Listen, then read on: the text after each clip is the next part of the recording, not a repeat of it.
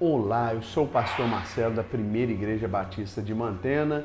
Você já sabe, normalmente eu apareço por este canal para apresentar a aula da Escola Bíblica Dominical. Nesta semana, ainda nos valendo da revista Práticas Bíblicas da Convenção Batista Mineira, nós vamos estudar a lição de número 46.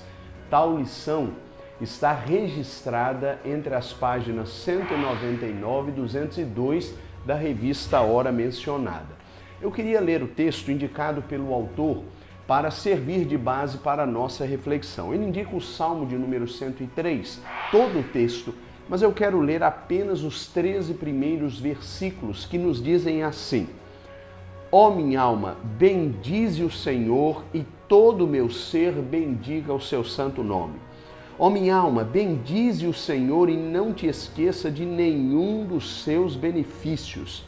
É Ele quem perdoa todas as tuas iniquidades, quem sara todas as tuas enfermidades, quem resgata da cova a tua vida, quem te coroa de amor e de misericórdia, quem te supre de todo o bem, de modo que tua juventude se renova como a da águia. O Senhor executa a justiça e defende todos os oprimidos. Manifestou os seus caminhos a Moisés e seus feitos aos filhos de Israel. O Senhor é compassivo e misericordioso, demora para irar-se e é grande em amor. Não acusará perpetuamente, nem conservará a sua ira para sempre. Não nos trata de acordo com os nossos pecados, nem nos retribui segundo as nossas transgressões, pois o seu amor para com os que o temem é grande, tanto quanto o céu se eleva acima da terra. Como o Oriente se distancia do Ocidente, assim ele afasta de nós nossas transgressões. Como um pai se compadece de seus filhos, assim o Senhor se compadece dos que o temem. Amém? Que Deus nos abençoe na leitura da sua palavra. Pensar no amor de Deus, na sua misericórdia, na sua compaixão, é pensar num padrão de comportamento que está bem longe daquilo que a sociedade contemporânea tem experimentado. E isso, infelizmente, tem sido uma realidade triste para os nossos dias. Eu tenho certeza que você tem acompanhado os noticiários, e não é de hoje. Os noticiários têm apresentado uma violência que cresce assustadoramente. Infelizmente, esta violência está sendo indicada nos noticiários por toda parte. Nós temos experimentado violência nas mais variadas esferas da sociedade contemporânea. Ela afeta a escola, ela afeta as instituições totais, ela afeta a família, ela afeta até mesmo a religião, portanto a Igreja do Senhor Jesus e todas as outras religiões que estão professando a sua fé sobre a face da terra. Infelizmente a violência de fato está por toda parte. Eu e você temos enfrentado dias tenebrosos no que tange à violência, que tem nos assolado e até nos amedrontado. Infelizmente, a violência passou a fazer parte da sociedade, da história da humanidade, desde que o pecado entrou no mundo. Você pode ver desde o livro de Gênesis, por exemplo, dois irmãos entrando em um conflito por causa da inveja. A Bíblia diz que Caim assassinou Abel e assim protagonizou o primeiro homicídio da história da humanidade. De lá para cá, a violência tem sido uma marca social. Infelizmente, nós temos convivido com esta realidade. Nunca foi este o plano de Deus. E, aliás, como nós acabamos de ler no Salmo de número 103, não é este o parâmetro que Deus estabelece, nem mesmo para se relacionar conosco, mesmo sabendo que nós somos transgressores e, portanto, na condição de pecadores, merecedores de punição severa.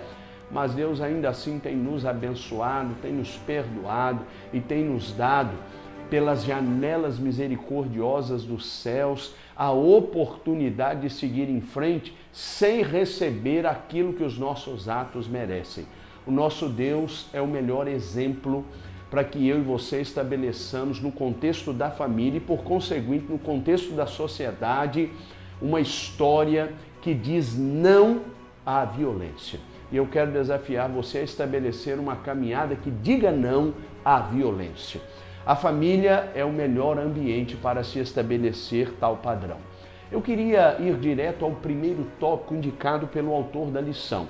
O pastor Scioli indica como primeiro tópico Jesus Cristo e a violência. Nós não precisamos ir muito longe para perceber que foi por amor que Jesus aguentou, suportou todas as atrocidades que estavam relacionadas à convivência maldita que a humanidade muitas vezes experimenta pela via da animosidade.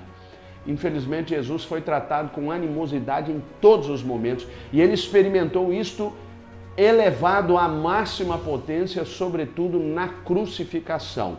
Há algumas informações importantes que você precisa saber sobre a violência que foi implementada contra Jesus e como Jesus responde a toda esta violência. Em primeiro lugar, esta violência contou com requintes de crueldade. Talvez você não saiba, mas os soldados romanos machucaram o corpo de Jesus com muita violência, usando instrumentos de tortura, de açoites. Eles usaram o que o Império Romano chamava de flagellum. O flagellum gerava verdadeiramente um flagelo na vida daquele que estava sendo punido. E a Bíblia diz que eles alternavam estas agressões. E a história tem provado, e Flávio José foi quem tem apresentado esses instrumentos desde o primeiro século, historiador do primeiro século da era cristã, como instrumentos de tortura do Império Romano. O flagelo, ele trazia duas formatações, digamos assim, com bolas de chumbo, que literalmente esmigalhavam os ossos daqueles que estavam sendo flagelados, machucados, açoitados. E um outro flagelo que se utilizava de uma outra instrumentalização. Tinha pedaços de ossos pontiagudos que ficavam presos na ponta dos chicotes e na medida que eles acertavam este flagelo nas costas daquele que estava sendo açoitado, literalmente rasgava a carne do que estava sendo açoitado. Note que Jesus sofreu toda sorte de violência por mim e por você, por amor. Mas não houve apenas requintes de crueldade. Ele também teve uma tortura humilhante na sua crucificação. A Bíblia diz que foi colocada de maneira a pressionar a sua cabeça uma coroa de espinhos que perfuravam a sua pele. A Bíblia diz que ele literalmente sangrava nestas perfurações. Eu e você fomos alvos do amor de Deus que se submeteu à violência extrema da tortura humilhante de uma cruz que infelizmente teve o poder de matar o nosso mestre. A Bíblia ainda nos relata que ele morreu pela crucificação. Portanto, houve uma morte lenta e por asfixia. Impressionante declarar que não era pelas perfurações que os cravos provocavam nas mãos e nos pés que o crucificado morria, mas pelo peso do corpo que comprimia os pulmões, o que provocava asfixia. E a Bíblia diz que Jesus suportou toda esta violência por amor a mim e por amor a você. Além disso, ele teve uma perfuração que foi provocada por uma lança do lado do seu corpo. E a Bíblia diz que no seu tronco ele foi perfurado. Note que a violência foi sem precedentes e uma violência que realmente tinha requintes de maldade e de muita potência maldita para destruir o nosso mestre. Tudo isso nos mostra que Jesus Cristo foi violentamente tratado pela humanidade. Mas a despeito de tudo isso, a Bíblia diz que Jesus, mesmo da cruz, faz um pedido ao Pai. Ele diz: Pai, perdoa-lhes porque não sabem o que fazem. Mesmo sendo alvo de tamanha crueldade, a Bíblia diz que Jesus se importou conosco, se importou com os seus algozes, com os seus malfeitores, porque ele amava e perdoava. É assim que Jesus estabelece o padrão de comportamento. Nós não podemos admitir no ambiente doméstico e muito menos no ambiente social, porque o ambiente social é um reflexo do que acontece dentro de nossa casa, a violência em hipótese alguma, porque Jesus é padrão de perdão, amor e compaixão no que tange à violência.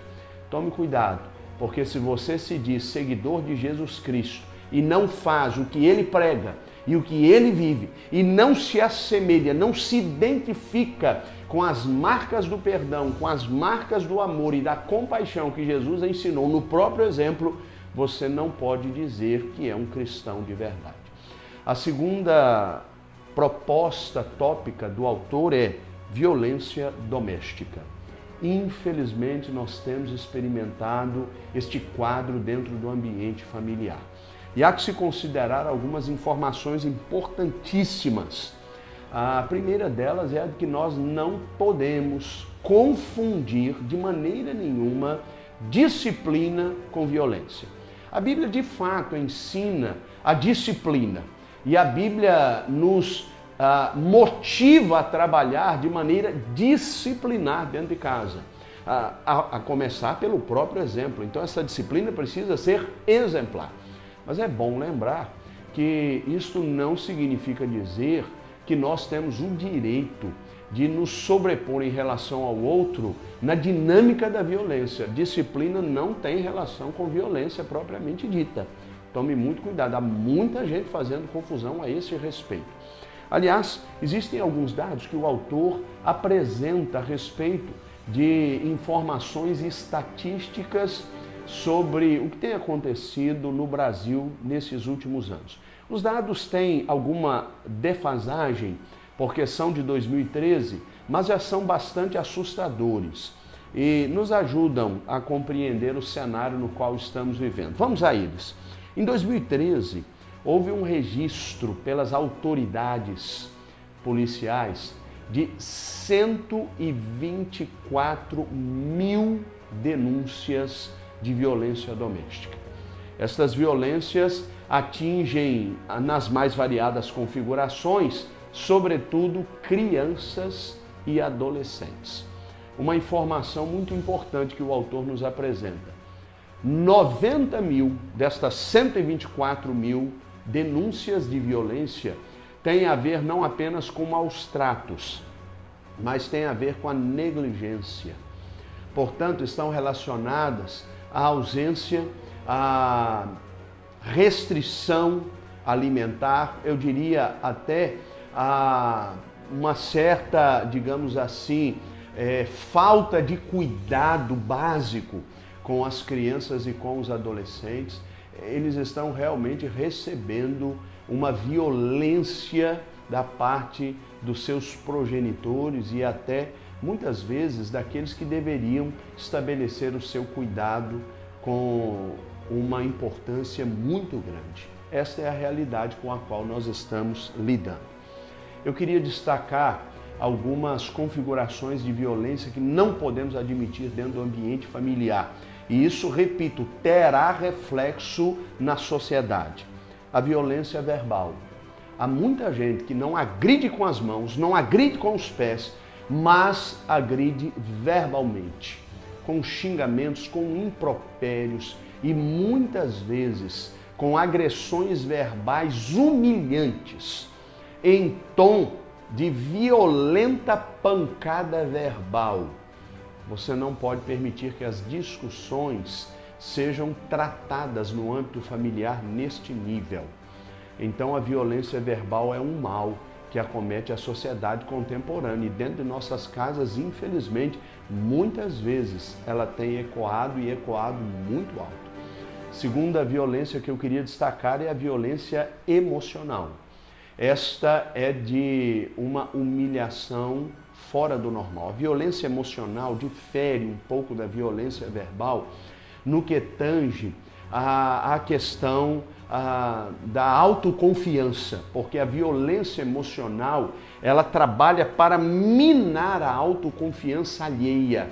A pais fazendo isso com seus filhos, muitas vezes trabalhando para destacar a falta de competência de seus filhos, ao invés de ajudá-los a se tornarem pessoas competentes na vida. Isso acontece na relação conjugal, enfim. A violência emocional está por toda parte dentro do ambiente familiar e nós temos que tomar imenso cuidado. Até os mais jovens estão se valendo da violência emocional para desacreditar a autoridade dos mais velhos, porque eles supostamente têm mais condições tecnológicas e até de informação do que os mais velhos. Nós temos que tomar cuidado com esse tipo de violência dentro de nossa casa. Aliás, até as igrejas estão, pela imposição do medo, estabelecendo violência emocional. Cuidado. Há aqui uma terceira configuração, a violência física propriamente dita. Esta dispensa comentários. É a violência que agride fisicamente o semelhante. Dentro de casa isso tem acontecido em demasia. Muitas vezes as roupas longas de muitos religiosos e religiosas escondem marcas e hematomas de uma violência física.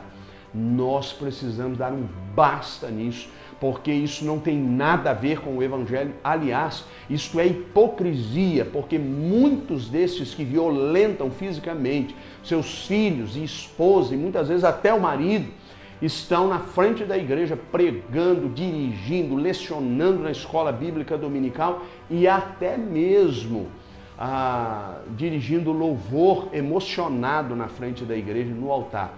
Cuidado, porque a nossa casa, ela tem o poder de muitas vezes esconder o que a sociedade enxerga, mas ela não tem o poder de omitir as informações que Deus tem a respeito do que está acontecendo no ambiente doméstico.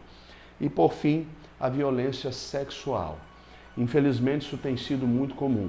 A maior parte dos estupros acontecem dentro de ambientes domésticos. Acontecem entre tios e sobrinhos, entre pais e filhos, entre marido e esposa, entre cunhados. Eu, pasme, descobri certa feita até um genro que agrediu sexualmente a sua sogra, lá nos Estados Unidos. Isso é terrível.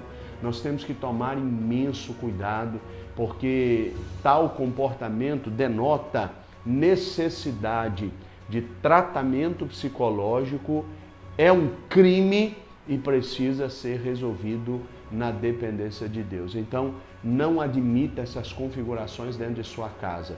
A sua casa precisa ser um ambiente de paz. A Bíblia nos desafia a construir uma relação de pacificação. Nós não podemos criar trincheiras de violência dentro do ambiente familiar, mas precisamos nos comprometer em somar espaços que realmente sejam da paz. Amém? Que Deus nos abençoe e que eu e você vivamos nesta perspectiva, que é a perspectiva de Deus para mim e para você, dentro de casa e para toda a sociedade. Muito obrigado pela sua atenção e até o nosso próximo encontro, se Deus quiser.